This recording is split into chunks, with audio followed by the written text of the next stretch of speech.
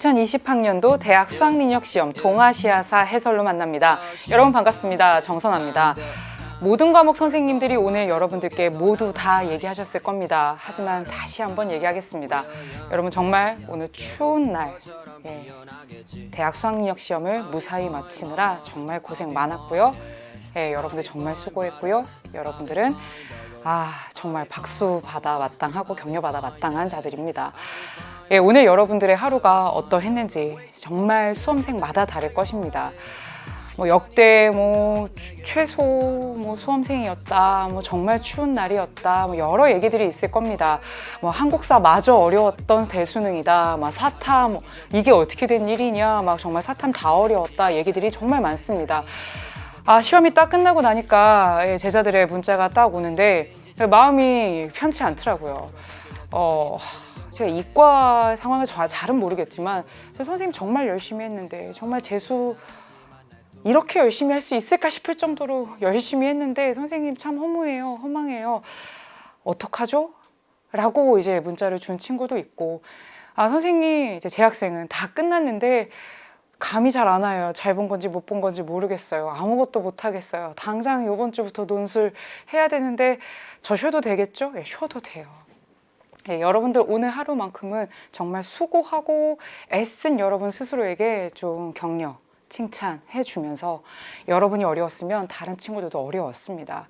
오기 직전에 한 카페에 글을 봤는데 동아시아사 만약에 50점이 1등급 컷이면 내가 평가원 가만 안 둔다 이렇게 제목을 쓴 친구의 글을 봤는데 그 심정이 이해가 돼요. 그리고 실제로 지금 많은 전문가들과 많은 동아시아사 가르치는 현장의 선생님들이 이번 시험은 그렇지 않을 것이다 라고 얘기하고 있습니다. 그러니까 여러분들 너무 초조해하면서 그러지 말고 오늘은 조금만 편안하게 여러분들 좀 쉬면서 그리고 이제 점점 이게 정확해질 거거든요.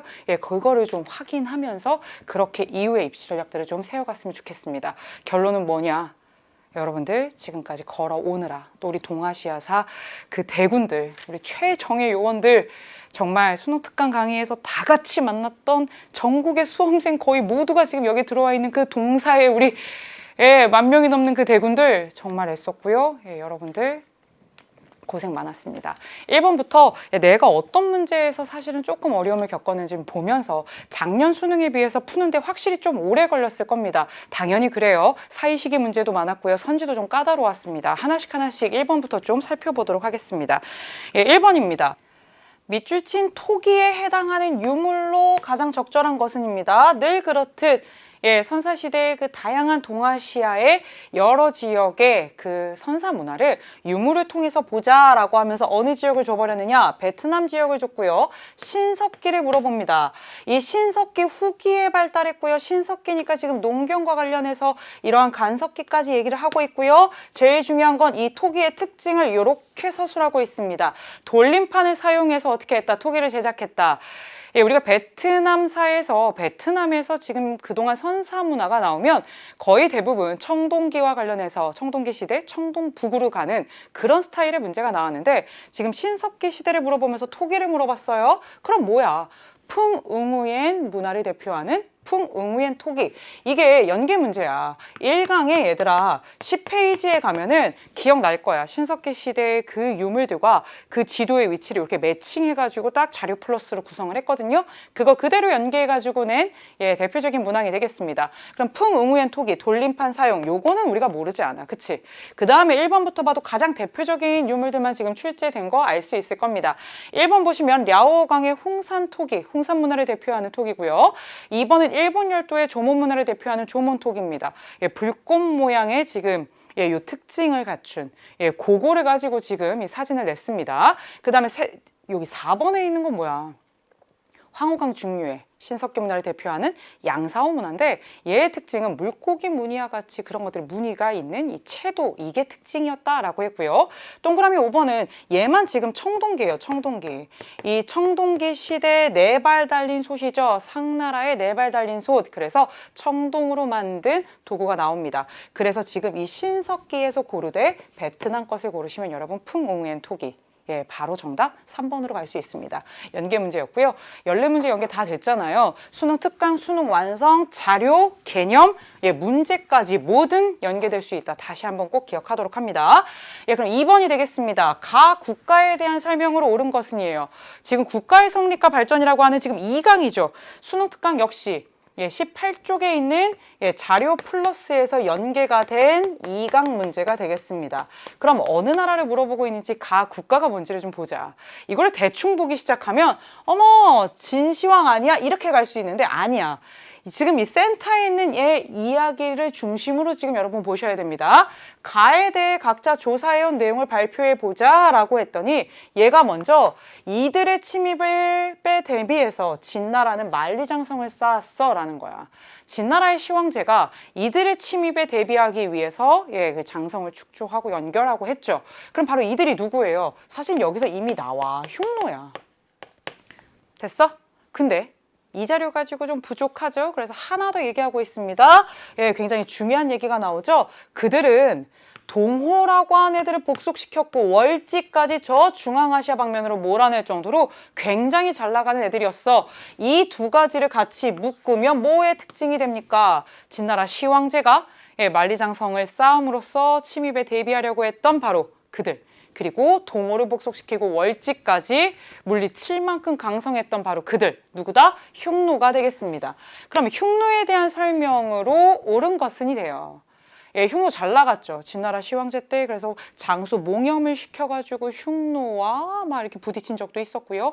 한나라 고조 때는 흉노가 오히려 예, 한나라 고조를 묵툭선후가 포위해가지고 한나라를 확실히 이겨버리죠. 근데 한나라 무제 때가 되면 어떻게 됩니까? 이 한무제가 흉노를 북쪽으로 축출해내죠.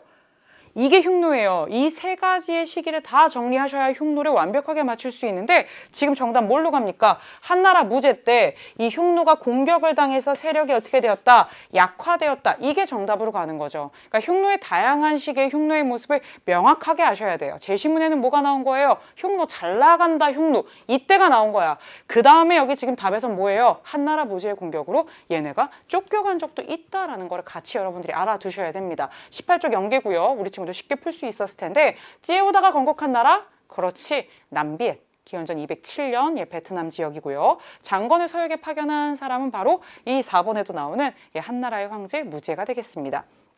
이것도 흉노와 연관성이 있죠. 사실은 흉노를 견제하기 위해 동맹 맺으러 보냈던 사람이 장건이니까. 3번 파스파 문자를 사용하였다. 파스파 문자 하면 뭐가 나와? 원이잖아. 그치? 예, 승려 파스파에게 고안한 이 문자를 가지고 그럼 원나라 딱 나올 것이고요. 증리 증짝의 자매 이 저항운동을 진압한 거예요. 이들은 결국에는 이 베트남 세력인 거지. 예, 저항운동 한 거야. 중국의 지배에 맞서서. 근데 어떻게 된 거야? 예. 이게 기원 후 1세기입니다. 1세기에 예, 한에 의해서 진압당하게 됩니다. 그러면 여러분 흉노 조금만 더 정리해보자고. 예, 흉노는요. 초원지대를 통합하면서 예, 성장했고요. 유목국가 최초의 국가를 만든 유목민족 최초의 국가를 만든 세력입니다. 최고 통치자 선우 아래 좌연왕 우연왕의 조직이 있었고요. 묵툭선후 때만 해도 한나라 고조를 완전히 이길 만큼 어땠어요? 굉장히 강성했죠. 그런데 이 흉노 같은 경우에는 이 세 시점을 여러분이 반드시 다 알아두셔야 되겠죠. 진시황제는 그들을 막기 위해 만리장세를 축조하기 시작했고요.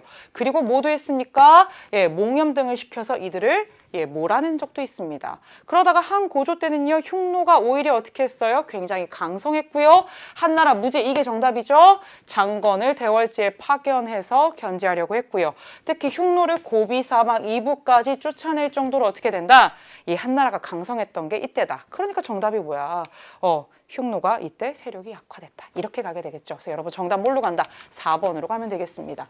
실제로 2018학년도 9월 모평에 이게 나와요. 동호의 사자가 와서 묵툭선후에게, 흉노의 묵툭선후에게 얘기하고 있어요. 동호를 공격하고 나아가 월지마저 격파하였다. 이게 9월 모평의 평가원 문제에서 2년 전이지만 그대로 나왔습니다. 이 얘기를 그대로 어떻게 한 거예요? 이번에 오른쪽 말풍선에서 구현을 하고 있습니다. 그래서 평가원은 평가원 내에서 계속 뭘 하고 있느냐? 반복하고 있어요. 오늘 20번 문제, 연표 문제 역시 마찬가지다라는 거 여러분들이 이제 알게 될 겁니다. 그럼 3번 가보도록 하겠습니다. 가에 들어갈 내용으로 가장 적절한 것은입니다. 마지막 힌트입니다. 그래서 1, 2, 3, 4단계까지 가죠. 결국엔 어떤 나라인지만 찾아보자라는 거예요. 선비족이 건국했대요. 화북 지역을 통일했어요. 전체는 아니지만 화북은 통일했고요. 수도를 옮겼대요. 평성에서 러양으로 옮겼대요. 북쪽에서 좀 남쪽으로 내려왔네요. 그쵸? 이들이 바로 누구냐라는 거예요. 흉노, 선비, 저갈강. 이 5호가 화북 지역을 차지해서 5호 16국 시대가 펼쳐지게 되고요. 이 5호 16국 시대를 통일하면서 화북을 통일한 바로 그들이 선비족이 세운 북위가 되겠습니다. 이 북위가 화북 지역을 통일한 것은 5세기 439년의 일이고요. 그 이후에 이 북위의 효문제라고 하는 황제가 어떻게 해요? 수도를 평성에서 러양으로까지 옮기게 되죠. 바로 이 나라는 북위에 대한 설명이 되겠고요. 이 북위는 어디에 위치하느냐? 바로 이 시기가 되겠죠. 이들이 내려와서 5호 16국 시대를 열고요. 이것을 통일한 나라 바로 어디다? 북위가 되겠고요. 그럼 어떻게 됐어요? 한족은요 내려가서 양쯔강, 창정강 유역에 나라를 세우니 그게 동진. 그래서 남조시대, 북조시대, 남북조시대 이렇게 갑니다. 그러면 북위까지는 알았어. 북위까지는 알았어. 여기 이렇게 적어도 놨어. 선비족 평성에서 러양으로 옮겼다까지 다 했어. 그럼 조금만 더 얘기해 볼까? 이 북위라고 하는 나라의 효문제라고 하는 황제는요. 특히 호한 융합을 굉장히 열심히 했는데 이게 무엇이냐? 자신의 선비족과 한족의 문화를 융합하기 위해 되게 애를 썼고요. 그거의 기조는 기본적으로 한족과 같이 되겠다. 즉 한화 정책입니다. 그래서 선비족의 풍습을 금지하고요. 한족의 언어와 한족의 의복과 그리고 한족과의 혼인을 통한 융합 그리고 성씨까지 바꾸는 이런 대대적인 사실 한화 정책을 추진하게 됩니다. 그러면 이제 문제로 가봐. 마지막 힌트입니다. 가에 들어갈 내용 뭐겠어요? 이 북이라고 하는 나라가 했던 이거 말고 뭐가 더 있니? 라는 건데 지금 4번에 방금 우리가 확인했던 호한 융합 정책이 나오죠. 자신들의 선비족의 문화와 한족의 문화가 자연스럽게 융합되고요. 특히 이거의 기본적인 방침은 무엇으로 간다? 한화 정책으로 간다라는 겁니다. 교초 발행 같은 경우에는 몽골 제국, 그쵸? 몽골 원 이렇게 가시면 되겠고요. 토목보의 변은 뭐예요? 명나라 황제가 결국에는 이 오이라트 부한테 어떻게 돼요? 포로로 잡혀가는 그 15세기에 있었던 일이 되겠습니다. 다이카 계신 645년 일본에서 일본 열도 이제 왜죠? 여기에서 뭐 하는 겁니까? 그죠? 중앙집권적인 시스템을 지금 개혁을 통해 단행하려고 했던 모습인 것이고요. 이난 대응의 연호를 사용하였다. 조금 어려울 수 있는데요. 이런 독자적인 연호를 사용하려고 했던 바로 그 나라 발해에 대한 설명이 되겠습니다. 그래서 여러분 정답 뭘로 간다? 4번으로 가면 됩니다. 그래서 여러분 이 북위 같은 경우에 가장 기본적인 내용을 가지고 이 3번 문제는 어렵지 않게 좀 출제를 했습니다. 그래서 이런 문제들은 사실 여기서는 실수가 있으면 안 되는 문제들이라고 할 수 있어요. 그럼 4번으로 가보도록 하겠습니다. 밑줄 친 이 국가의 통치제도에 대한 설명으로 옳은 것은 문제 자체만 보면 까다로운 문제일 수 있는데요. 평가원은요 계속 지금 자기 복제가 아니라 평가원 스타일의 문항들이 지금 계속해서 반복되는 경향성을 보이게 되고 2020학년도 대수능 동사 같은 경우에는 그게 굉장히 도드라져요. 이 문제 자체가 결코 쉬운 문제가 아닌데요. 여러분 2018년도에 2018학년도죠. 대학 수학능력시험 요 윤력 문제가 거의 동일하게 나왔어요. 그때는 정답이 뭐였냐면 탄정대였어요. 그리고 실제로 지금까지 지난 3년간 평가원에서 일본의 다이오 윤령을 가지고 출제를 한 게 한 4-5번 돼요. 그러니까 이거는 다 나왔다고 보시면 돼요. 이게 이관 팔성제죠. 다이오 윤령. 신기관, 태정관이라고 하는 제사와 행정을 담당하는 이 관과 좌병관, 우병관 하에 성이 몇 개가 됩니까? 총 8개가 되는 이 8성으로 가고요. 이 탄정대라고 하는 것은 무엇을 하는 곳이다? 관리를 감찰하는 곳이다. 2018학년도 대수능 전까지 학생들이 이건 잘 안 봤어요. 요것만 달달 외웠어요. 근데 그때 정답이 이 제시문과 거의 비슷했는데 랑료를 령까지 나왔어. 그랬는데 결국에는 뭐였느냐? 답이 탄정되었어. 그 이후에 우리 친구들은 이관팔성제와 그 내용까지 좌변관, 우변관까지 완벽하게 이제 좀 암기를 하고 있습니다. 그렇기 때문에 사실은 푸는 데는 큰 문제가 없었을 텐데요. 정답은 바로 뭐로 갑니까? 예, 다이오율령의 이관팔성제 시스템과 구조를 알고 있느냐? 좌변관, 우변관을 두었고요. 그 아래 팔성이 있습니다. 정답 5번으로 가고요. 이갑제를 실시한 건 명입니다. 지방의 행정 조직이 되겠고요. 구주 오소경 나옵니다. 구주 오소경 뭐예요?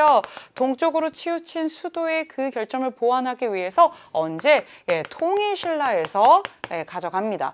문화성을 문화성에서 정책을 심의하였다. 삼성육부제 어느 나라 거예요? 지금 이거 당나라의 삼성과 관련된 얘기가 되겠습니다. 주자감은 우리 친구들 많이 외웠죠. 국자감 아니고요. 주자감입니다. 어느 나라의 학교, 어느 나라의 교육기관이다? 그렇지 얘들아. 요것도 자주 나오는 선지니까 기억하고 있죠. 발해가 되겠습니다. 그래서 여러분 정답 뭘로 간다? 일본의 다이오율령과 관련된 바로 이관팔성제를 확실하게 알고 있니? 좌변관, 우변관 낚이지 않고 있니? 좌사정, 우사정 아니야. 좌변관, 우변관 요거를 통해서 다이오율령을 알고 있는지를 다시 한번 확인하는 문제가 되겠습니다. 5번입니다. 가나 국가에 대한 설명으로 옳은 것은 3점짜리 문제인데요. 사실 이 문제는 지금 연계문항은 아닙니다. 하지만 우리 친구들 어디서 되게도 많이 본 문제 같아요.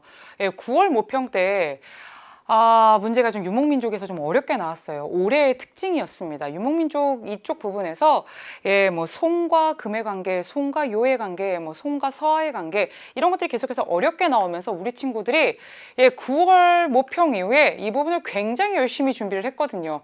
이건 연계문항이든 아니든 상관없어요. 기출에서 굉장히 많이 풀었고요. 우리 친구들은요, 사실은 요 부분을 가지고 충분히 추론이 가능한 부분입니다. 다만 요거 자체가 만만치 않아요. 선지가 만만치 않기 때문에 사실은 3점짜리 문제라고 보여지는데 한번 가나 국가를 같이 한번 보도록 할게요. 수도를 포위당한 거예요. 포위를 한 나라가 아니라 포위를 당한 나라가 가고요. 포위를 한 나라가 나예요. 그래서 이 가나라가 나의 큰아버지와 조카 관계를 서약한 국서를 보내고 야, 잘 좀 지내보자 라고 해서 관계를 간신히 회복했어. 근데 큰아버지 조카 관계 가지고 우리가 이걸 어떻게 하냐. 그런데 얼마 후 이 가가 다시 군대를 일으켜 나를 공격하였지만 막 큰아버지 조카 이래놓고선 가가 다시 나를 또 모도한 거야. 공격했어. 그랬더니 이번에 어떻게 된 거야? 나가 포위로 안 끝났지? 수도를 어떻게 했어? 가의 수도를 함락하고요. 가의 황제를 사로잡았고요. 그래서 일부 황족이 어떻게 했어요? 강남으로 옮겨가. 이때 강남은 어디라 그랬어? 한강 이남의 그 강남이 아니잖아. 그치? 창장강, 양쯔강. 그쪽으로 가서 어떻게 했어? 이만, 항저우잖아. 이 항저우를 수도로 삼았어. 항저우를 수도로 삼았다 그러니까 바로 나오잖아. 이게 바로 뭐야? 남송이 시작이 된 거야. 이 사건은 결국엔 뭐야? 정강의 변 얘기하는 거야. 정강의 변이 뭔데 얘들아? 1126부터 27까지 있었던 1년의 사태들이지. 금이 결국에는 북송을 어떻게 한 거야? 멸망시킨 거야 얘들아. 됐어? 그럼 여기서 결국에는 나가 금이 될 것이고요. 가가 송나라가 되겠습니다. 그래서 그걸 이제 찾으면 되는 거야. 가는 북송이에요. 송나라가 이제 지금 멸망했다는 그 얘기입니다. 그럼 북송이 서하를 멸망시킵니까? 서하를 멸망시킨 이들은 누구예요? 이것도 예전에 모평에서 선지로 나왔었습니다. 정답지로 나왔었는데요. 몽골이 되겠고요. 맹암모국제를 시행하였다. 맹암모국제를 시행한 나라는 뭐예요? 지금 가가 아니라 나인 금이 되겠습니다. 송은요. 금과 전연의 맹약을 체결했습니까? 아니죠. 이거는 송과 요 사이에 체결된 1004년에 조약이 되겠고요. 나와보겠습니다. 금나라는요. 칭기스칸의 군대에 공격을 받았다. 정답이죠. 정말요? 막 이런 친구들이 있는데 정말이죠. 그죠? 칭기스칸이 뭐예요? 금도 공격을 하고요. 호라즘은 정복하고요. 막 그래요. 그러다가 징기스칸 다음에 어떻게 됩니까? 이 금을 이제 완전히 이제 숨통을 끊게 됩니다. 그래서 공격을 받았다. 몽골의 공격을 받았다. 정답이 되겠습니다. 나는 금은 소손용을 보내서 고려를 공격하였다. 이건 요 나라가 되겠습니다. 거란. 이 당시 이 거란이 뭐예요? 1차 침입을 한 게 바로 소손용을 보내서 서희가 강동 6주를 획득한 그 얘기가 되겠습니다. 그래서 이건 거란이고요. 그래서 정답은 뭘로 간다? 금이 될 텐데 요 지도가 바로 요건 거야 얘들아. 이게 수능 특강에 있는 지도야. 이 문제 자체가 연계는 아니지만 12세기 동아시아의 지도를 보게 되면 결국에는 이 금이 뭔 거야? 이 북송의 수도 카이펑을 함락하고 이 화북 지역을 쫙 차지해버리지. 그리고 송나라는 어떻게 돼요? 북송이 멸망한 다음에 이 양쯔강, 창장강 유역에 임한 항저우로 와서 어떻게 여기다가 나라를 세우니? 이게 남송이고 이게 1279년까지 가는 것이고 그렇지 쿠빌라이 칸에 의해서 그때 없어지는 것이고 얘는 어떻게 되고 그렇지 칭기스칸 때부터 계속해서 공격당하다가 그 이후에 후계자들에게 어떻게 된다? 끝나고 결국엔 여기까지 다 1279년에 완전히 이 몽골 제국 원이 다 통일하면서 유목민족 국가로는 지금 최초로 어떻게 해요? 중국 전체를 장악하게 되는 게 13세기 후반이 되겠습니다. 거기까지 우리 친구들이 아마 다 알고 있을 것이고요. 그래서 5번의 정답은 뭘로 간다? 4번으로 간다. 그렇게 보시면 되겠습니다. 그래도 1번부터 5번까지는 그래도 괜찮았대. 지금 우리 친구들이 반응이 그래. 그런데 요 6번부터 10번까지 여기도 괜찮거든요. 근데 중간에 어려운 문제들이 조금 있어요. 약간 부담을 느끼는 문제들이 있습니다. 우선 그 문제가 6번은 아니에요. 6번은 우리 친구들이 잘 대비하고 있는 문제고요. 자신 있게 풀었을 겁니다. 이 6번 같이 한번 보도록 하겠습니다. 이제 불교에서 다시 한번 출제를 하고 있네요. 불교에서도 늘 한 문제가 나오고 있고요. 불교는 현장에 있는 모든 선생님과 그 다음에 EBSI에서 우리 동사대군들 최종의 요원들과 늘 얘기했죠. 세기별로 승려들의 활동을 져서 간 나라 활동한 내용까지 완벽하게 숙지해야 문제를 풀 수 있다라고 했고요. 그게 참 잘 대비되어 있기 때문에 우리 친구들이 어렵지 않게 풀 수 있는 형태의 문제입니다. 여기의 포인트는요. 지금 여기 중국에서요. 바다 건너서 어디로 가고 있어요?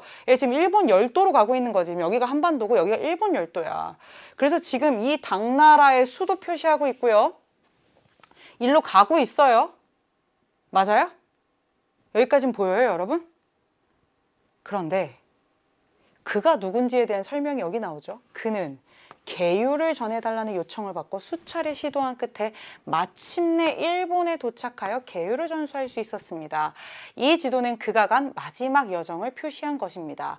수차례 시도한 끝에 정말 천신만고의 노력 끝에 갔던 그 사람이에요. 이 사람은 당나라의 감진이라고 하는 승려입니다. 시기는 언제고요? 8세기예요.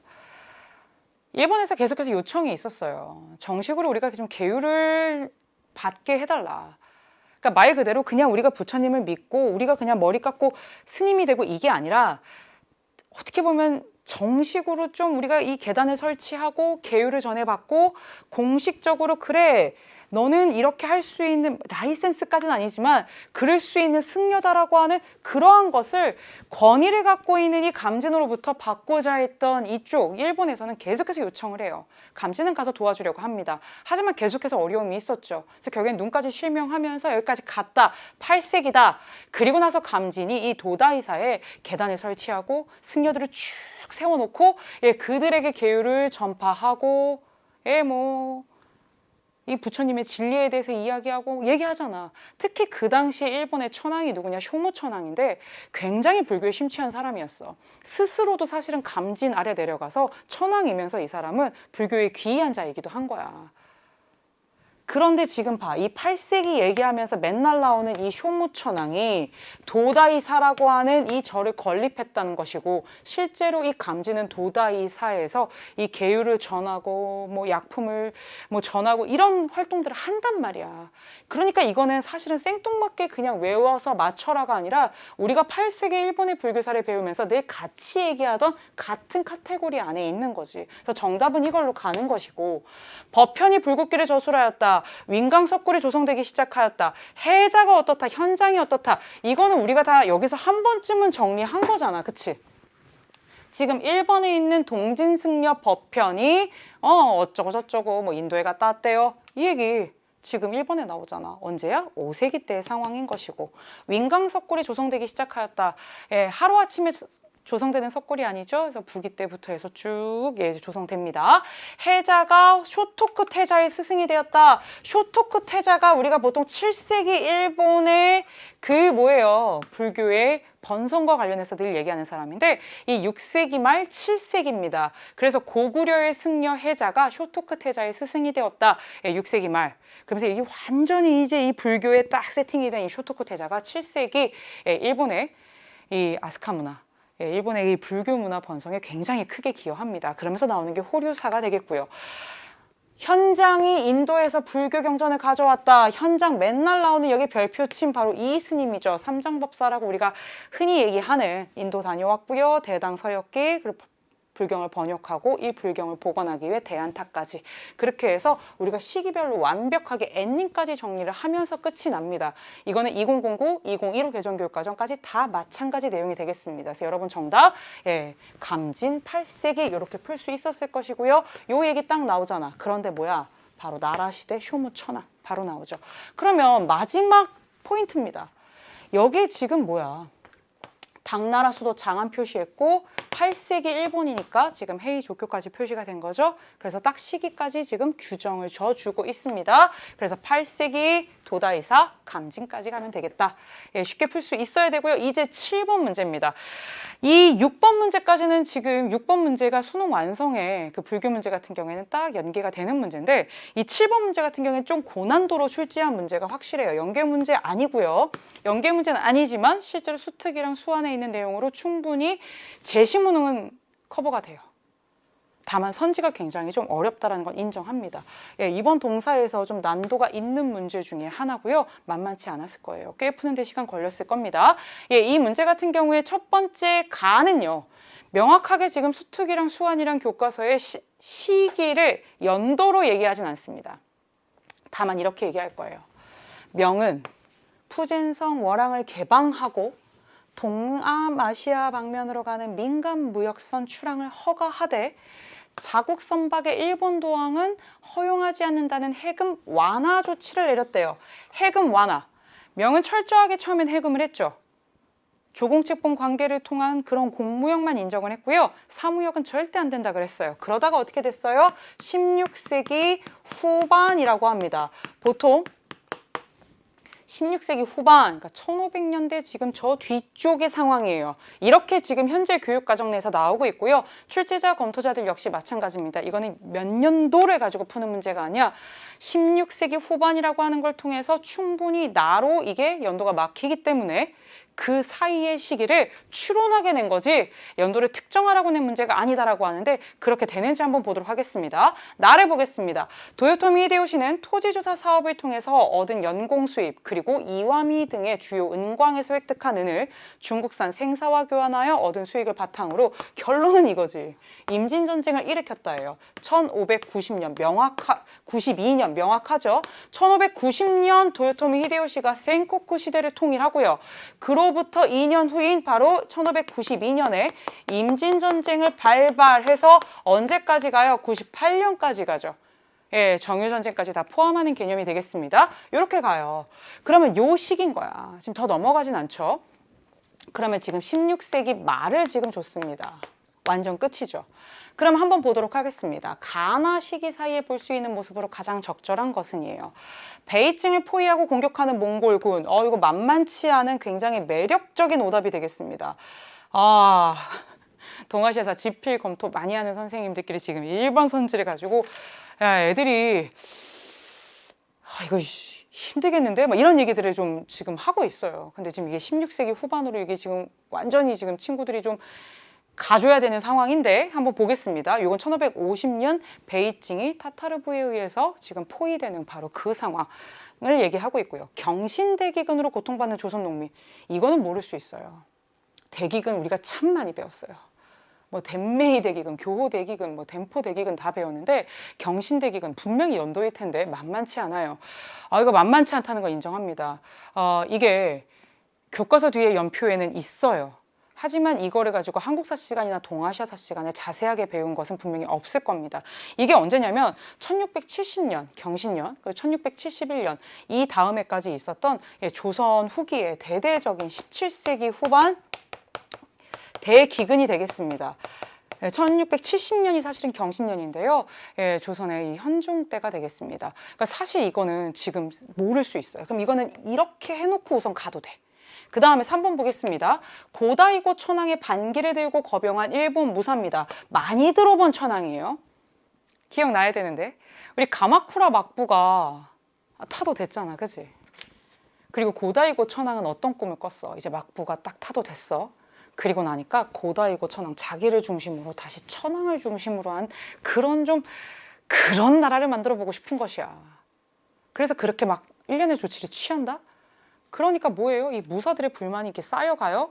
그러면서 거병합니다. 그러면서 어떻게 돼요?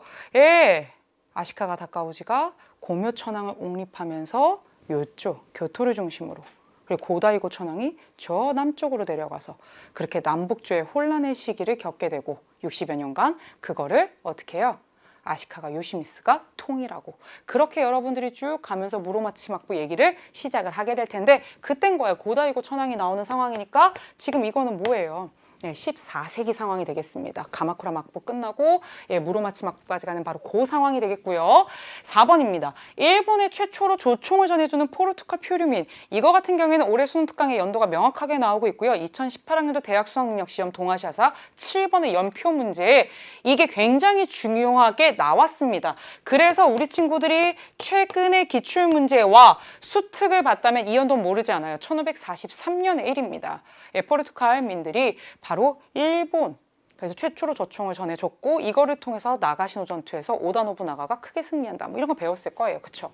5번입니다. 아메리카은을 싣고 마닐라에 입항하는 에스파냐 상인. 이거 역시 2018학년도 대학 수학능력시험과 관련해서 여러분들이 한 번쯤 정리를 했을 텐데, 이게 바로 언제냐면 이게 사실은 16세기 후반의 상황이에요. 정확하게 사실 연도를 특정하고 있진 않습니다. 그런데 그동안 이제 강의를 하면서 선생님들이 이렇게 많이 얘기를 했어요. 1560년대에 보통 이 필리핀 마닐라 이쪽으로 이렇게 진출해서 1570년대 초반에 여기에 지금 거점을 확실하게 하면서 지들 것처럼 이렇게 점령하고, 이런 얘기들을 하기는 해요. 하지만 이것도 연도를 막 외워라 이러면서 얘기하는 부분은 아니고 16세기 후반 이렇게 얘기를 합니다. 그래서 실제로 이 16세기 후반 해서 이 임진전쟁 직전의 시기까지 묶일 수 있는 것은 이거예요. 그럼에도 불구하고 지금 1500년대에 선지가 2개나 있기 때문에 우리 친구들이 굉장히 어렵게 느꼈을 수 있는 거는 명확하고요. 사실은 잘 모르는 낯선 선지까지 있습니다. 조선 후기일 것이다 라고 하는 짐작은 되지만 정확하게 이게 17세기인지 18세기인지 쉽지 않고요. 연표도 모든 교과서에 다 있는 상황은 아니에요, 3종은. 그래서 이 2번 선지 같은 경우에는 우리 친구들이 굉장히 좀 어려울 수 있었을 겁니다. 정답 선지 같은 경우에는 교과서 3종에 다 있어야 돼요. 오답 선지 같은 경우에는 그렇지 않아도 출제가 가능한 상황입니다. 그래서 이러한 사실 낯선 선지까지 나왔는데 아닌 것을 지어가면서 이런 경우에는 풀어야 되는 좀 고난도 문제가 되겠습니다. 좀 이 문제에서 시간들을 좀 많이 소요한 친구들이 좀 있는 것 같아요. 8번으로 좀 가보도록 하겠습니다. 가 제도에 대한 설명으로 옳은 것을 골라보래요. 근데 이 문제 같은 경우에 좀 다시 좀 힐링이 되죠. 굉장히 다시 쉽게 가고 있습니다. 오늘은 황제께서 친히 진사과, 명경과 등의 응시자를 시험하셨다. 황제가 친히 하고 있어요. 수대에서부터 시작된 이 제도에 황제가 친히 주관하고 시험하는 바로 이 전시가 정리화된 것은 우리왕조예요. 이 우리왕조는 뭐예요? 송이에요. 송. 그런데 그럼 이 제도는 뭐예요? 전시가 송대에 정리화되었고요. 수대부터 시작된 가라고 하는 제도는 과거제입니다. 과거제 문제의 가장 전형적인 문제라고 할 수 있고요. 어렵지 않아요. 우리 친구들 과거제 하면 탁탁탁탁 정리가 되어 있을 겁니다. 그쵸? 이 문제가 지금 8번 문제죠. 수능 특강 71쪽의 4번 문제를 거의 그대로 연계해서 출제한 문제가 되겠습니다. 그럼 같이 한번 보도록 할게요. 한국, 신라에서 관리를 등용하기 위해 시행합니까? 아니죠. 이 한국에서는 과거제가 언제 들어오느냐? 고려 누구 때? 광종 때 후주 사람 쌍기의 건의를 통해서 들어오게 됩니다. 그래서 아니요. 니은 보겠습니다. 송대 사대부 계층의 형성에 영향을 주었죠. 맞죠. 전시는 정리화되고요. 이 과거를 통해서 관직에 진출할 수 있는 건 뭐예요? 공부해야 돼요. 2대에 걸쳐서 그냥 이게 세습이 되거나 그러지 않아요. 그래서 대에 걸쳐서 과거에 합격자를 내는 집안은 대단한 사실을 집안인 거야. 공부를 내가 죽어라 해야 되는 거거든. 그래서 4대부 뭐예요? 결국에는 공부하는 자, 공부를 바탕으로 해서 관직에 진출하는 이러한 지배층이 형성되게 되는데 이 과거제, 특히 전시제도의 도입 이런 것들이 결정적인 영향을 미치죠. 정답 맞습니다. 에도 막부의 쇼군이 다이묘를 통제하는 데 이용되었다. 우리가 보통 이걸 얘기할 때 상킨코타이제도 이런 걸 얘기 많이 합니다. 에도 막부의 쇼군이 다이묘를 통제하기 위해서 상킨코타이제를 통해 뭐 이렇게 했다. 다 맞는데 야, 일본에서 과거제가 있니 얘들아? 하급 관리를 뽑는 정도의 시험은 존재했다라고 하지만 실제로 여기는 막부예요. 예, 무사, 사무라이의 나라입니다. 그래서 과거제라고 하는 거 여러분들이 공부한 기억이 없을 거예요. 늘 내가 설명할 때도 하급 관리를 뽑는 정도의 무언가 이렇게만 얘기했잖아. 그래서 여러분 이거 아니야. 여기엔 더 이상 낚이지 않을 거라고 난 믿어 의심치 않아요. 그죠? 리을 가보겠습니다. 리 왕조대에 처음으로 실시되었다. 이것도 정말 죽어라 외웠던 내용이죠. 리 왕조가 뭐야? 레리전이잖아. 그치? 뭐야? 응오딘 레리전. 그 리왕조 11세기에 있었던 바로 이 왕조에 우리가 뭐예요? 과거제, 문묘, 국자감 요 세 가지를 계속해서 열심히 잘 암기했을 겁니다. 이거는 정말 전형적인 선지예요. 과거제에 대한. 그래서 정답 무엇으로 간다? 4번으로 간다. 예, 우리 제발 우리 친구들 이것만큼은 자신 있게 맞췄을 거다라고 정말 믿어요. 예, 그렇지 얘들아? 예. 대답해야 돼. 그 다음에 9번까지도. 7번이 굉장히 심했는데 지금 6번, 8번, 9번 같은 경우에는 괜찮아. 그치?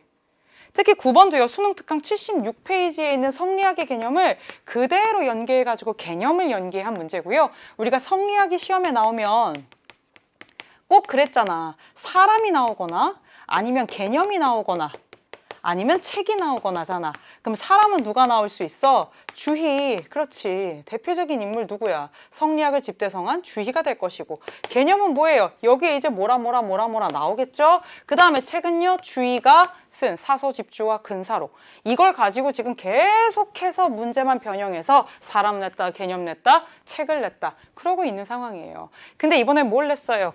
인물에 대해서 내래요. 그러면서 지금 출제자들이 그래도 자료는 굉장히 좀 참신한 자료로 그동안 안 나왔던 자료로 성리학, 이 주의와 관련된 자료를 가지고 왔어요.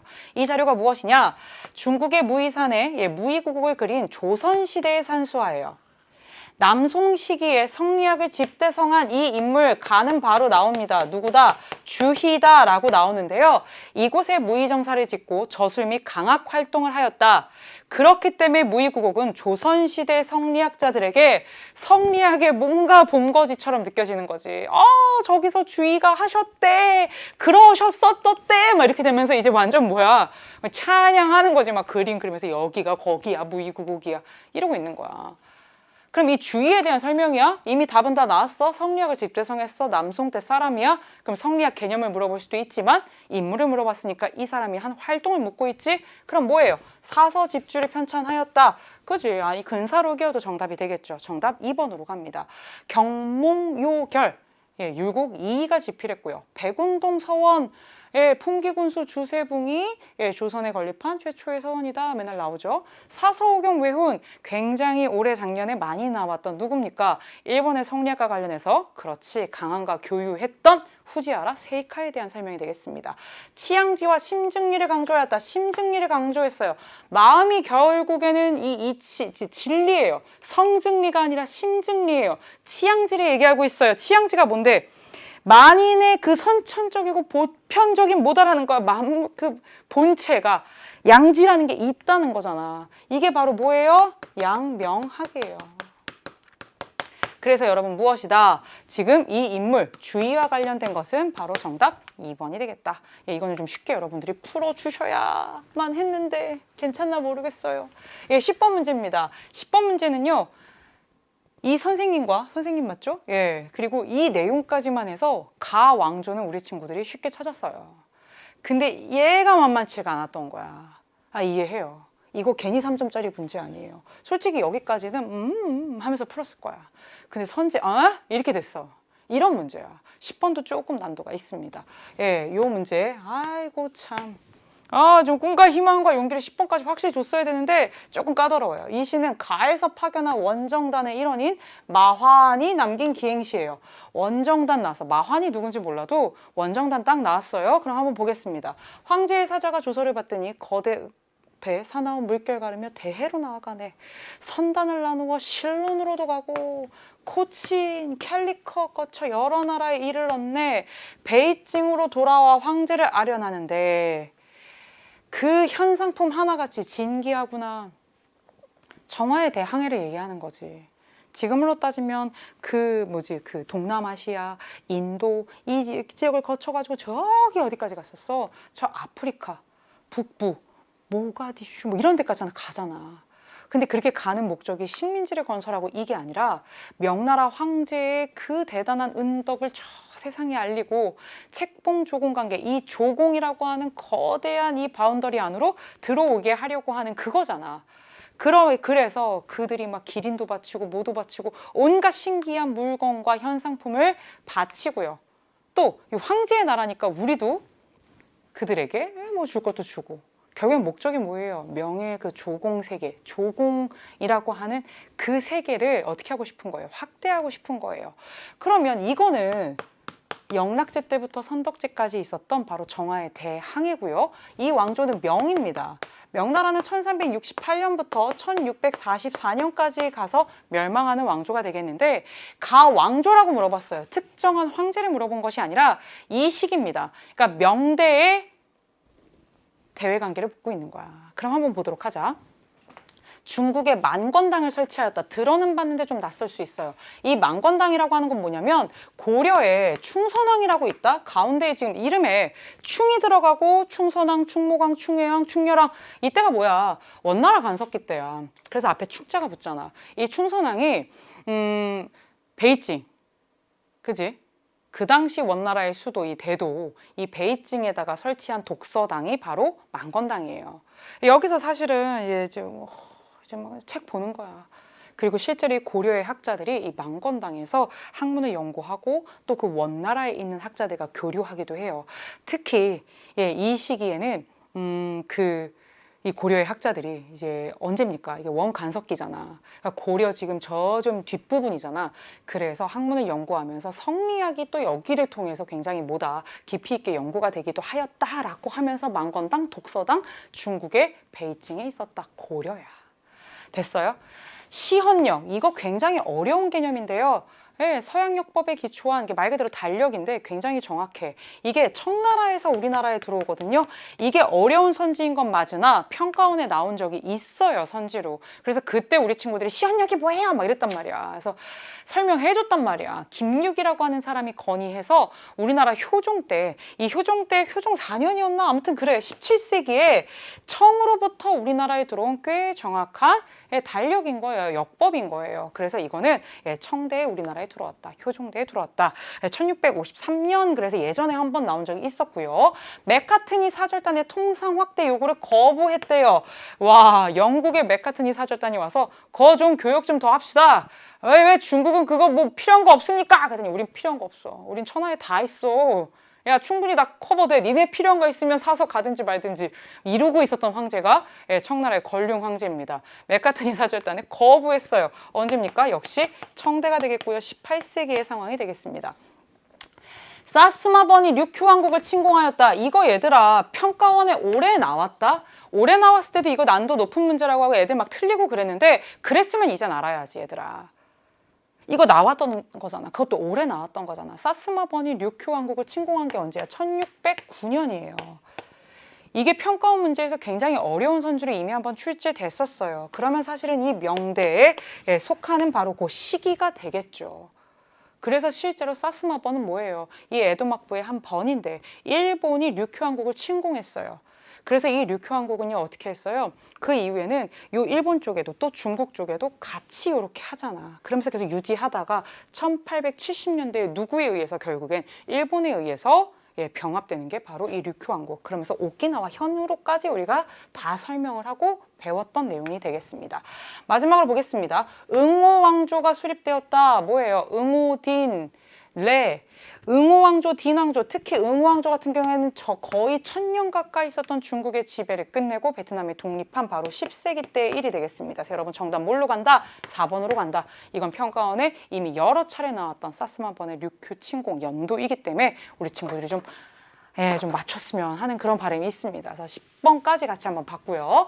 11번 보겠습니다. 가국가에 대한 설명으로 옳은 것은 입니다. 역시 이 나라도 계속해서 출제가 됐던 나라인데 지금 형식만 조금 달라졌고요. 수능 완성에서 연계했습니다. 수능 특강, 수능 완성에 다 나오는 내용이긴 해요. 다만 수능 특강과 완성을 다 연계하기 때문에 이거 같은 경우에는 수완에 당과 돌궐과의 관계, 그 내용이 지금 어디에 나오냐면 12쪽에 나오거든. 그 내용을 그대로 연계한 것입니다. 어떤 건지 한번 보도록 할까요? 가국가에 대한 설명으로 옳은 것은 입니다. 태종, 청가한의 칭호를 받다. 유목민 최고의 지배자라는 지금 얘기를 봤다 이거예요. 우선 첫 번째 특징, 유연을 몰아낸 가라고 하는 얘네들은 동서로 분열된 뒤에도 고조가 스스로 친하를 칭할 정도로 강성하였다. 당나라의 고조가 신하를 칭할 정도로 강성했던 가이자 유연을 몰아냈고요. 동서로 분열됐지만 여전히 짱짱하게 셌어요. 이것만도 이미 뭐예요? 가는 다 나왔어요. 한때 당나라가 초기에 뭐했다? 신하를 자처했다. 이게 맨날 나오는 바로 그 선지 정답이었습니다. 하지만 내용 달라지죠? 장수 이정을 보내 가한을 생포하고 돌궐의 우두머리를 생포하고 돌궐의 일부를 복속시킴으로써 북방 유목 민족들에게 와 당태종이 제일 세네 이렇게 되면서 어떻게 된 거야? 청가한이라고 하는 존호를 받아떼잖아. 그러니까 태종 때쯤 되면 이 돌궐에 밀리지 않고 당태종이 우위를 점하는 상황이 된 거지. 하지만 당나라 초기 때만 해도 신하를 자처했지. 그랬던 돌궐이 얼마나 잘 나갔었어. 그치. 북주로부터 조공도 받았고 북주와 북제가 서로 혼인하겠다고 경쟁도 했었고 그랬던 나라가 돌궐이잖니 라는 거예요. 늘 나오던 선지를 답으로 갔다가 제시문으로 갔다가 내용만 바뀔 뿐입니다. 계속해서 나오는 돌궐 문제가 되겠고요. 탕구투족이 세웠던 나라는 어디예요? 11세기 서하 1038년의 얘기가 되겠고요. 백강전투에 참여했던 나라들 한번 볼까요? 왜? 그리고 망한 백제의 여러 자들. 그 다음에 여기는 신라, 당. 백강에서 맞서 싸웠어요. 근데 왜가 어떻게 됐어요? 쳤잖아요. 663년에 그때 얘기가 되겠고요. 정복지에 다루가치를 보냈다. 몽골입니다. 그렇죠? 이 몽골 원 어떻게 했어요? 자신들의 정복지에 간섭을 위해서 이런 다루가치라고 하는 자들을 보내고 있습니다. 통신사와 연행사를 파견한 나라는 조선입니다. 이거 정리 한번 할까요? 조선에서 청으로 보낸 사절단이 연행사고요. 조선에서요. 일본으로 보내는 사절단이 통신사가 되겠습니다. 그래서 이건 조선에 대한 설명이 되겠죠? 그래서 여러분 정답 뭘로 간다? 돌궐이 되겠습니다. 이 내용은요. 여러분들 수특, 수완에서 계속해서 반복했던 건데요. 여기 아래만 좀 볼게요. 지금 아래만 보겠습니다. 돌궐은 초기에 당나라가 신하를 자처했고요. 후에 당이 복속했다. 이 내용이 지금 시험에 나온 거고요. 돌궐은요. 어떤 나라다? 그렇지. 북주, 북제가 돌궐과 혼인하기 위해 노력했고 북주와 북제가 돌궐에게 조공을 바쳤다. 이게 뭐예요? 지금 정답 선지에 나온 바로 그 내용이 되겠습니다. 그래서 여러분 정답 돌궐 요것만 가지고 충분히 풀 수 있는 문제가 되겠습니다. 역시 연계 문제였고요. 수능 완성해서 연계했습니다. 12번으로 가보도록 하겠습니다. 강희제가 딱 하고 나와버렸네. 역시 수능 완성 51쪽에서 1번 문제죠. 1번 문제에서 지금 연계를 하고 있는 문제가 되겠습니다. 강희제 어느 나라 황제야? 전성기 때 황제인데 그치? 강희, 옹정, 걸륭. 그렇지. 이거는 알아두셔야 되겠죠? 강희제 청나라 황제입니다. 그러면 쭉 한번 내용 볼까요? 정씨 세력을 공격했대. 나 같은 정씨로서 이게 지금 무슨 일인가 싶어 지금. 근데 정씨 세력을 공격했는데 타이완 공격이 임박해지자 정씨 세력이 무기를 버리고 투항했어요. 결국에는 결론만 얘기하면 정씨가 누구한테 복속된 거예요? 강희제한테 투항했네요. 그게 어디라고요? 타이완이라고요. 타이완 세력. 타이완의 정송공과 그 자식까지 가는 그 정씨 세력 그거 얘기하고 있네. 이들이 원래 누구였는데 청나라 싫어요 했던 반청 세력이잖아. 근데 그 반청 세력을 결국엔 강희제가 뭐 한 것이야? 진압해낸 것이야. 이거가 관련해서 굉장히 중요하게 배웠던 개념이 진짜 지극히 반복했던 개념이 뭐냐면 이 청나라의 강희제가 황제에 딱 올랐다. 1661년에. 그런데 이게 딱 황제가 돼서 좋아 좋아 막 이러고 있었는데 그게 아니야. 청나라 실효여 애들이 되게도 많아. 그래서 이 반청운동을 진압하기 위해서 반청운동가 세력이 이 청나라의 민들이 결합하지 못하도록 연합하지 못하도록 천계령이라고 하는 것을 딱 내려버려. 이걸 선포해. 그리고 나서 반청 세력을 다 진압한 그 이듬해인 1684년에 천계령을 어떻게 한다? 그제서야 해제해. 그러니까 1661년에 즉위하고 나서 선포하고 이때 해제한단 말이야. 그러면 진압이 됐어. 그러면 이 사건 이후잖아. 그러니까 적어도 이때 진압이 된 게 83년이고 84년에 이제 천계령이 해제되고 그때 상황인 거야. 17세기 완전 후반 상황인 거야. 그 이후에 동아시아 각국에서 볼 수 있는 상황으로 옳지 않은 것은 거야. 지금 이게 17세기 후반이란 말이야. 그러면 봐봐. 상평통보가 전국적으로 유통되었다. 조선 후기. 맞아. 그렇지. 그거 계속 차고 댕기잖아. 그지? 맞아. 조선 후기 하면 상평통보 맨날 나오잖아. 조선 전기가 아니라 후기에 이게 적극적으로 좀 유통되고 있는 부분 나오죠. 만상이 책문에서 후시무역에 참여하였다. 만상이 뭔데? 조선과 청나라 사이에서 인삼 팔면서 엄청나게 거상으로 성장한 조선 후기에 바로 그 사상이잖아. 그러니까 가능하지 얘들아. 강남에서 상공업 도시인 시진이 증가하였다. 이것도 역시 마찬가지지. 명청시대에 계속해서 이런 중소규모의 상공업 도시인 시진이 성장하고 있죠? 맞죠? 덴메이 대기근 이거는 역시 수특의 연도까지 나오죠. 1782년부터 해서 한 6년여 기간 굉장히 큰 그 대기근이 있었던 게 바로 일본의 상황입니다. 18세기 말의 상황이니까 이후니까 다 지금 걸리죠. 이후에요. 열려 있어요. 그럼 이점만 찾으면 되는 거예요. 이거죠. 이거 구평에도 나왔죠. 에도막부가 무역선의 주인장을 발급하였다. 발급하다가 에도막부가 금지한 연도가 1635년이고 이 연도를 명확하게 알아야 풀 수 있는 문제가 9월 모평에 나왔었어요. 그러니까 적어도 가장 최근에 나왔던 기출문제 정도를 풀었으면 이거를 풀 수 있겠지라고 생각해서 낸 조금 고난도의 문제이나 여러분들이 이후로 물어봤기 때문에 이 점만 고르면 되는 문제가 되겠습니다. 그래서 이거는 연계 문제로 해서 지금 뭐예요? 수능 완성 51쪽에서 1번 문제로 지금 연결하고 있습니다. 정답 5번이 되겠습니다. 그래서 우리 청나라 정리할 때 이런 거 한번 했을 거야. 강희제 즉위하고 천계령 선포하면서 이런 반청 세력들 진압하고 이 시기에 시진이 발달하고 이런 내용도 지금 다 같이 겹치는 내용으로 여러분들 함께 배웠던 기억이 있을 겁니다. 그럼 13번 가보도록 합시다. 다음 정책을 실시한 정부에 대한 설명으로 옳은 것은 역시 3전짜리 문제인데요. 그런 거 치고는 사실은 이게 딱 우리 친구들이 아는 내용이 이렇게 나오고 있어요. 바로 이게 뭔지 한번 보도록 합시다. 수백 년 동안 낡은 관습 때문에 명목만 남은 번이 있으니 옛 다이묘의 영지인 번을 폐하고 현으로 한다라고 되어 있죠. 번을 폐한다. 폐번. 현을 설치한다. 치현이라고 합니다. 1871년에 이 메이지 정부는 어떻게 했어요? 번을 폐하고 현을 설치해서 이 천황, 메이지 천황 하에 중앙집권적으로 그렇게 지금 이 전국을 통치하는 이 폐번치현을 지금 발표하고 있습니다. 그 다음에 뭐가 나오고 있어요? 지조. 이 토지와 관련된 지금 세금 제도를 개정한 후에 토지 가격에 따라 과세하고 풍년이라도 증세하지 않으며 흉년이라도 감세하지 않는다. 뭔가 지금 이 세금 제도나 이것도 지금 어떻게 되고 있어요? 개정이 되고 있어요. 지금 우리 친구들은요, 폐번치현이란 걸 통해서 이게 바로 무슨 정부다라는 걸 이미 알고 있습니까? 메이지 정부다라고 하는 것을 알고 있어요. 이 발문 자체에서 뭘 물어봤고요? 정부를 물어봤고요. 그럼 메이지 정부하면 우리 메이지 유신을 떠올리면 되잖아. 그치? 그리고 쭉 가잖아. 메이지 정부가. 언제까지?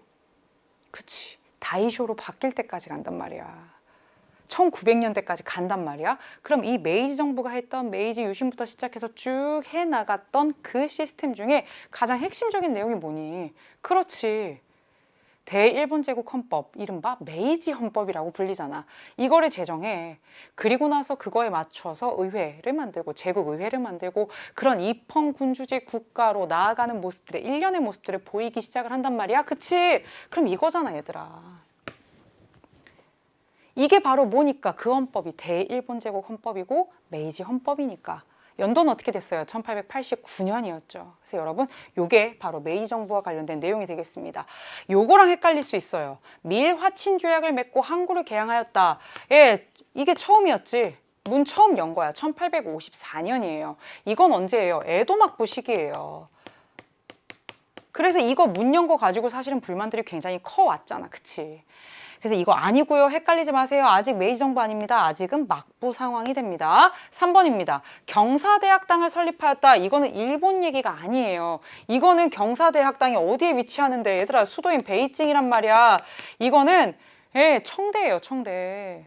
거의 19세기 거의 끄트머리에 이 경사대학당이라고 하는 것을 베이징에 설치하고요. 근대 교육 기관으로 그리고 이게 1912년 중화민국이 되면서 이게 지금의 이제 그 우리가 얘기하는 베이징 요렇게 연결이 된다라고 하면서 맨날 얘기하는 근대 교육 기관인 거잖아. 그래서 이거는 메이지 정부가 아니지. 이건 중국 얘기가 되겠고요. 통리기무화문은 또 이것도 어느 나라 얘기야. 이거는 역시 또 메이지 정부 얘기가 아니라 통리기무화문 한국사 시간에 들어봤잖아. 우리가 1876년 강화도 조약을 통해서 개항하고 나서 그리고 나서 이제 개항을 했으니까 개화 정책을 추진해야 될 거 아니니 이 개화만 담당하는 전문 기구로 만든 이 관청이 바로 통리기무화문 1880년의 일이 되겠습니다. 양모운동을 추진하였다. 이것도 역시 메이지 정부가 아니지. 이것도 중국의 청나라 얘기잖아. 1861년부터 바로 그 청일전쟁이 있었던 1894년 그때 사실은 지면서 아이고 한계로구나 하고 끝나잖아. 그러니까 이것도 결국엔 청 얘기, 조선 얘기, 에도막부 얘기, 메이지 정부 얘기. 그래서 여러분 정답 뭘로 간다? 1번으로 가면 되겠습니다. 14번 가보도록 할게요. 가나 군대에 대한 설명으로 옳은 것은입니다. 굉장히 한국사 지식을 좀 깊이 물어보는 문제가 되겠는데요. 실제로 수능 특강에도 이 정도의 내용까지는 사실은 좀 나오고 있습니다. 다만 이 문제가 조금 까다로운 이유는 선지가 결코 만만치 않습니다. 지금 우리 수능 특강에 조선혁명군, 한국독립군, 조선의용대, 한국광복군, 조선의용군까지도 지금 나오고 있습니다. 뭘 내도 상관은 없습니다만 지금까지 동아시아사에서 이렇게 한국사와 관련된 독립군을 내면서 선지를 이 정도 난도로 가는 경우들은 흔치는 않았습니다. 그래서 조금 어렵게 느꼈을 수는 있는데 한국사 지식이 잘 탑재된 동아시아사 대군인 것을 믿기 때문에 한번 같이 보도록 하겠습니다. 가나 군대에 대한 설명으로 옳은 것은 이라고 했는데 이 가 같은 경우를 먼저 보고 있습니다. 이게 지금 수능 특강 146페이지예요. 역시 연계 문제로 낸 거예요. 수특에 이게 그대로 있기 때문에 안전하게 지금 이렇게 냈는데 가의 근거지는 남만주래. 남만주라는 게 되게 중요한 힌트야. 일본군의 공세가 남만주 쪽에 굉장히 엄중해질 것이다. 이에 가는 양세봉 장군의 지휘하에 굉장히 중요한 힌트입니다. 중국 의용군과 함께 투쟁해 나갈 것이다 라고 했어요. 가는요 바로 남만주 지역에서 활동했고요. 맞아요? 양세봉이 이끌었고요. 1930년대 초반에 우리와 중국인들이 연합해서 일본에 맞서서 승리한 한중연합작전을 치렀던 그런 대표적인 독립군 단체 중에 하나인 바로 무엇이다? 조선혁명군에 대한 설명이 되겠습니다. 만주사변을 겪으면서 이 중국인들이 반일 감정이 굉장히 심해지잖아. 그러면서 우리들과 이게 콜라보가 되는 거야. 그래서 남만주라고 하는 지역에서 양세봉 대단하게 활약합니다. 그러면서 이 조선혁명군이 크게 승리한 전투가 영릉가 전투, 흥경성 전투가 되겠습니다. 한국사 시간의 내신 같은 경우에는 이거를 굉장히 열심히 1930년대 초반의 전투에서 외웠어요. 참 동아시아사에서는 구체적인 전투명까지 외우진 않지만 거기가 내용에는 지금 다뤄지고 있습니다. 그럼 나 같은 경우 한번 보도록 하겠습니다. 정부가 공포한 정부예요. 여기는 군사조직법에 의거해서 중화민국 영토 내에 나를 조직하고 대한민국 22년 9월 17일 총사령부의 창설을 선언하는 바 어쩌고 중화민국 국민과 합작하여 일본 제국주의자들을 타도하기 위해 항전을 계속하겠다라는 거야. 이 나라고 하는 군대는 정부가 만들었네? 맞아? 대한민국 22년이야. 대한민국 임시정부가 1919년에 출범하죠. 그렇게 해서 22년을 카운트를 해보세요. 그러면 1940년에 지금 창설했고요. 중국 영토 내에 만들어지고 있고요. 우리의 목적은 일본을 타도할 거래요. 중국인들과 함께요. 바로 뭡니까? 대한민국 임시정부 산하에 우리 한국광복군을 얘기를 하고 있습니다. 그러면 이건 지청천이고 이 대한민국 임시정부를 이때 이끌었던 사람은 누구고? 그렇지 얘들아, 김구. 이렇게 가면 되는 거예요. 그럼 한번 문제 보도록 하겠습니다. 조선혁명군은요 흥경 일대에서 항일운동을 전개하였다. 맞죠? 예, 조선혁명군은요 한중민족 항일 대동맹에 참여하였다. 이거는 대한민국 임시정부 요인들과 중국의 국민당, 장제스죠. 예, 요 인사들, 국민당의 인사들과 대한민국 임시정부의 인사들이 만든 비밀결사예요. 1930년대 초반인 건 맞습니다만, 예, 이거는 이 대한민국 임시정부 요인들과 국민당 요인들이 만든 비밀결사입니다. 그래서 여러분 낚이시면 안 되고요. 북벌을 게시했다. 북벌을 우리가 게시합니까? 중국 국민당의 장제스가 1926년에 게시하면서 28년에 완수하는 바로 작년 수능에 나왔던 내용이 되겠습니다. 대전자령 전투에서 일본군에 승리하였다. 이거는요. 한국 독립군이고요. 1930년대 초반의 상황이고요. 지청천이 있습니다. 조선의용대 일부가 받아들였다. 조선의용대에 김원봉과 일부가 들어간 것은 바로 한국광복군에만 해당합니다. 왜냐? 이게 1938년에 만들어지기 때문에 이 한국광복군에 1942년에 합류하거든요. 그러니까 여러분 이거는 나에만 해당하는 내용이죠. 그래서 정답은 뭘로 간다? 조선혁명군이 흥경성 전투에서 크게 승리했다. 이 정답 1번이 되겠습니다. 선지가 조금 까다로운 문제가 되겠습니다. 15번입니다. 밑줄 친 서적을 편찬한 왕조시기 동아시아 문화에 대한 설명으로 옳은 것은? 이거 역시 평가원이 올해 자신들이 냈던 문제, 지금까지의 기출 문제를 다시 한번 뭐 하고 있느냐? 반복하고 있는 문제입니다. 수능 완성 110쪽 1번이랑 연계가 되는 문제고요. 실제로 올해 여러분들 기억할 겁니다. 청나라와 관련해서 이 문제가 출제된 적이 있습니다. 뭐가 나왔느냐? 요거죠. 자금성 문영각의 황제의 명으로 관학자를 동원하여 중국의 역대 서책을 경사자집의 내부로 분류하여 편찬한 서적을 보관했던 곳입니다. 라고 돼 있죠. 이 경사자집으로 지금 역대 책들을 죽어라 다 뒤집어 까가지고 다 카테고리로 해서 역사, 철학, 야 분류해가지고 야 학자들 너네 여기 처박혀서 열심히 진짜 이거 연구해서 편찬해라 라고 한 게 뭐야? 청대에 나온 사고전서야. 이거 청대에 누구까지 물어봤느냐? 걸륭제 때다까지 지금 물어봤어요. 이게 이미 출제가 된 적이 있는 평가원 기출입니다. 그럼 확실한 건 뭐예요? 청대의 동아시아 문화죠. 문제 쉽게 가요. 청대의 동아시아 문화입니다.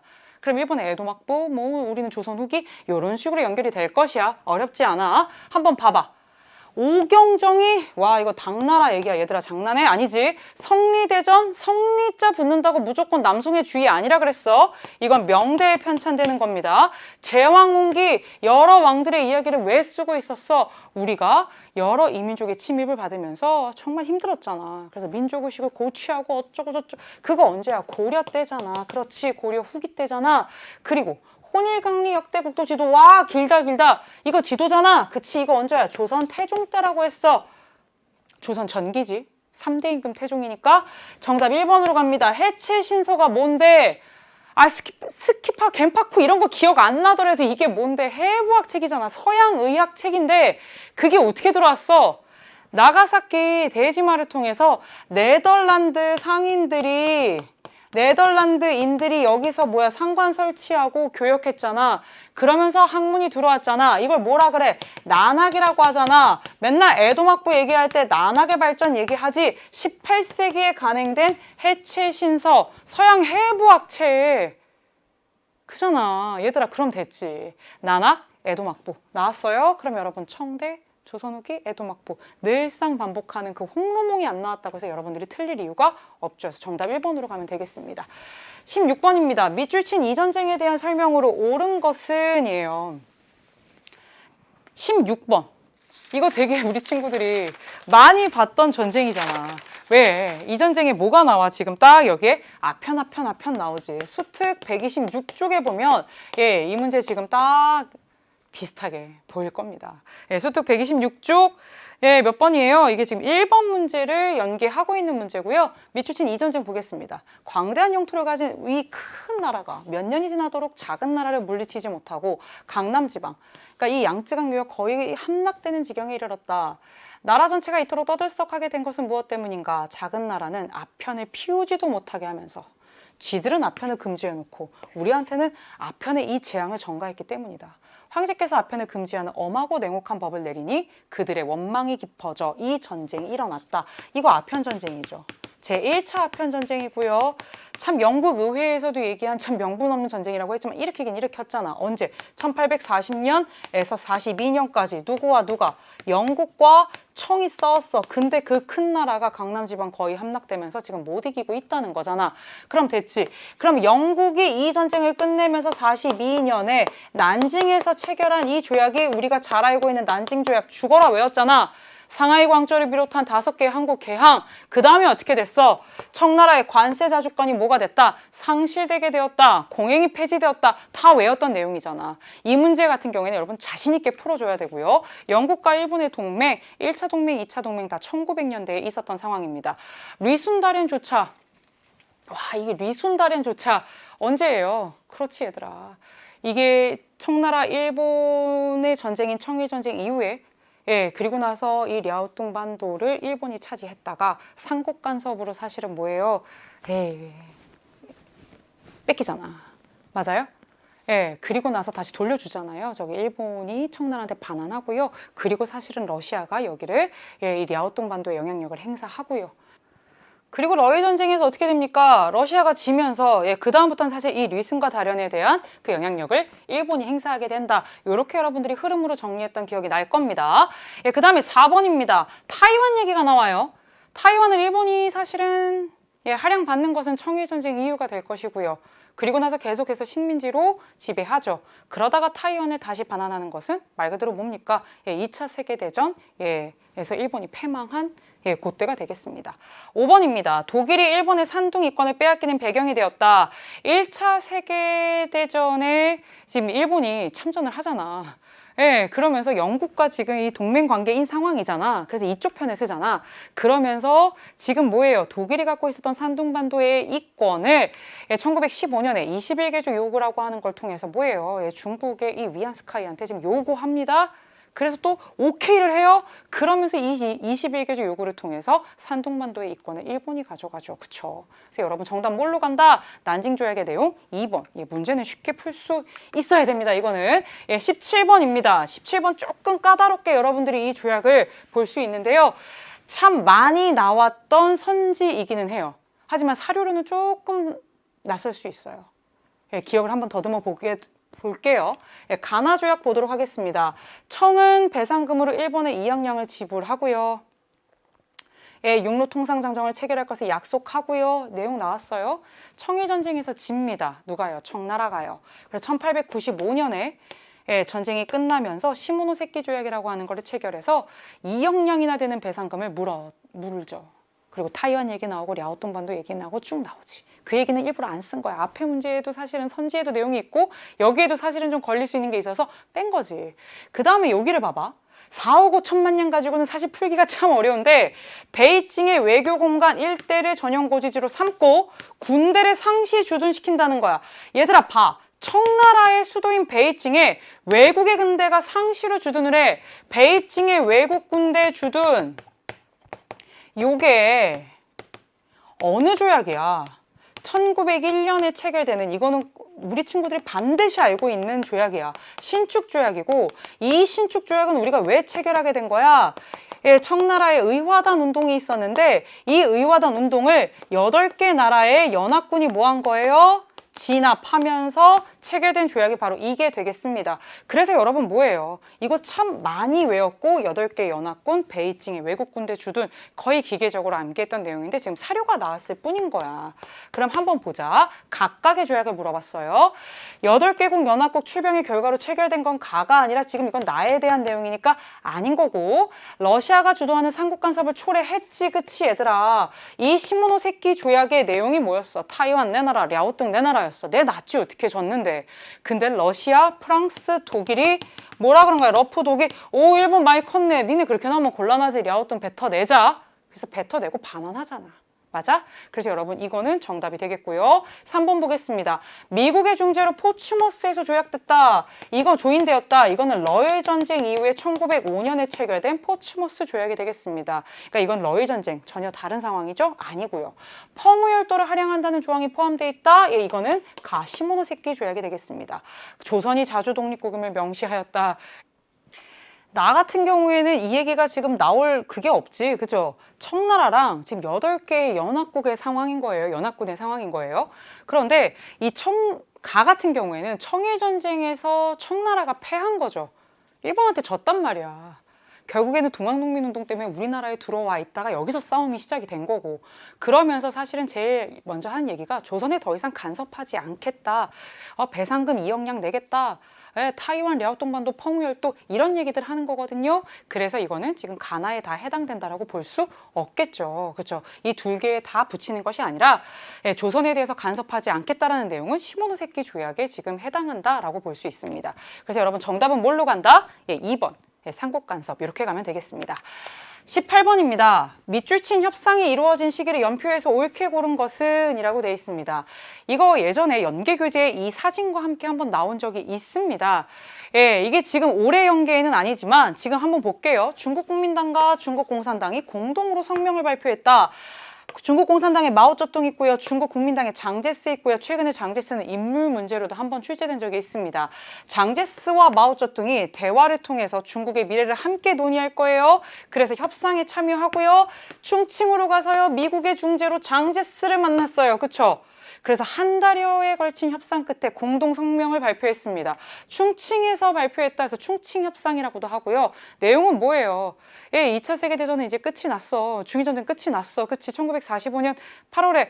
그런데 너희 계속 예전처럼 싸울 거야? 아니야.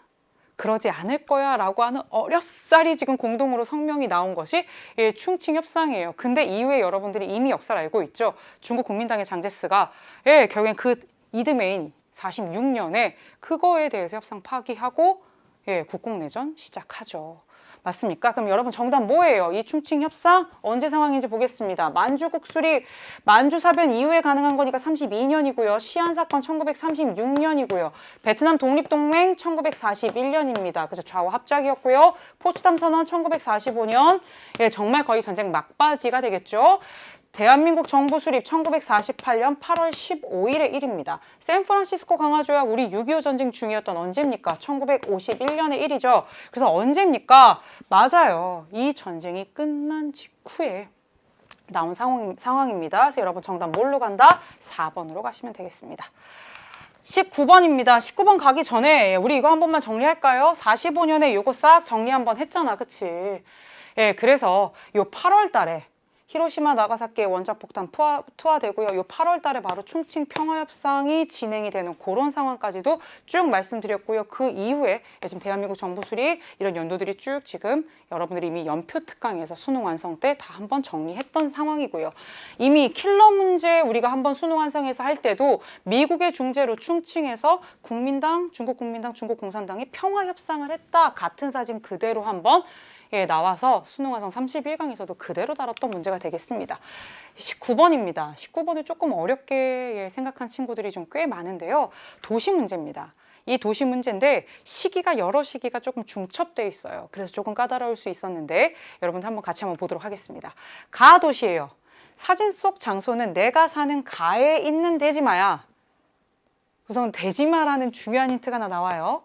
이곳에는 옛 네덜란드 상관 건물을 복원해 당시 교역의 모습과 난학 관련 자료를 전시하고 있어. 내가 소개해 줄게. 우리 동네는 이 동네야 라고 얘기하고 있죠. 가가 어디입니까? 나가사키죠. 나가사키에 이 데지마라고 하는 인공섬을 조성했어요. 원래 포르투갈 상인들의 교역을 위해서. 근데 결국엔 어떻게 됐어요? 그들의 내항이 금지가 되고 사실은 더 이상 못 들어왔지. 크리스트교 포교와 관련해서 안 돼. 그러면서 1641년부터 네덜란드 상인들이 여기에다가 지금 상관이 설치가 되고 서양 세력 중에서는 이들하고만 뭐를 하는 거예요? 교역을 하고 무역을 하고 있는 게 지금 에도막부의 대외 정책이잖아. 맞아요? 그러면서 이들에 의해서 들어왔던 학문, 서양의 의학, 과학 이쪽과 관련된 학문, 그러면서 우리가 난학이 발전했다, 해체 신서도 그러면서 우리가 얘기를 했었어. 그럼 여기는 지금 에도막부 얘기로 쫙 얘기를 구성을 해놨는데 정답 선지는 사실은 현대까지 아우르고 있단 말이야. 이제 근현대까지. 그래서 우리 친구들이 조금 어렵게 느낄 수 있어요. 이거는 17세기를 얘기해놓고서는 이거는 19세기에 막부 때 얘기를 지금 하고 있단 말이야. 에도막부 저 끄트머리 얘기를 하고 있어요. 그래서 조금 어려울 수 있는데 한번 같이 보도록 하겠습니다. 무로마치막부가 설립된 곳은요, 교토가 되겠죠? 그러니까 아니고요. 이건 나가사키예요. 베트남 광복해 판보이조가 어디였어요? 베트남이 아니라 어디라 그랬지? 중국의 광저우에 신해혁명 영향을 받았다. 이렇게 여러분들 공부하셨을 거고요.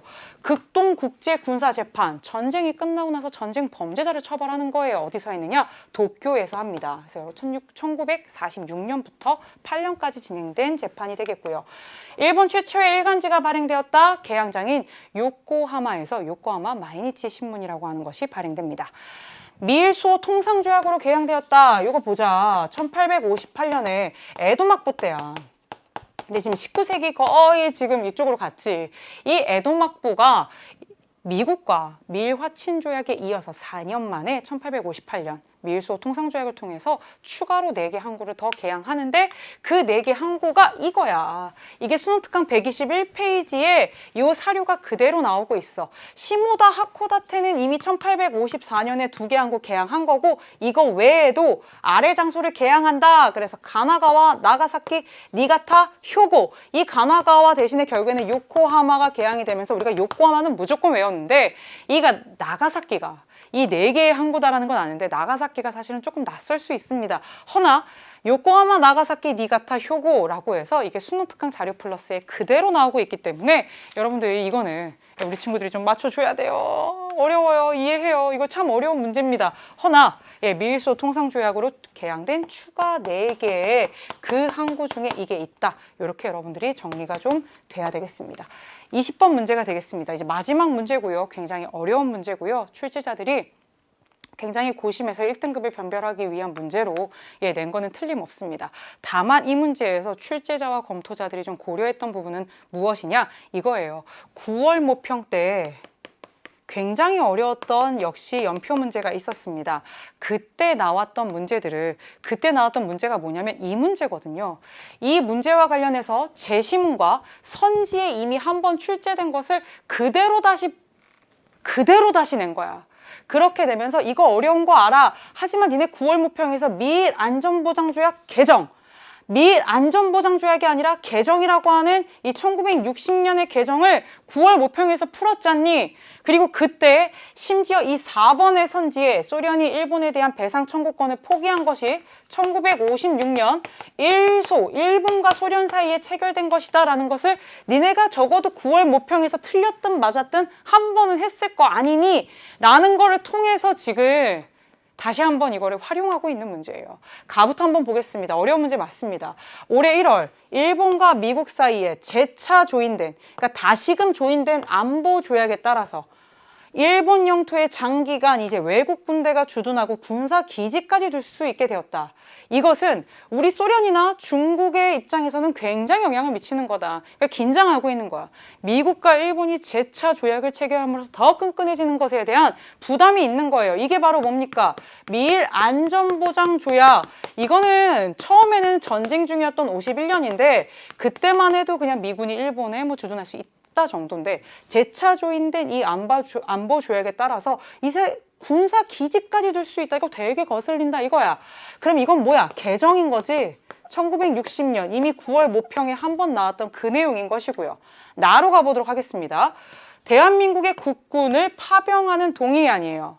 올해 6월 반공투쟁을 지원해달라는 베트남 정부의 전투부대 파병 요청에 의거해서예요. 대한민국이 베트남에 보내겠다는 거예요. 베트남 전쟁에 지금 보내겠다는 거예요.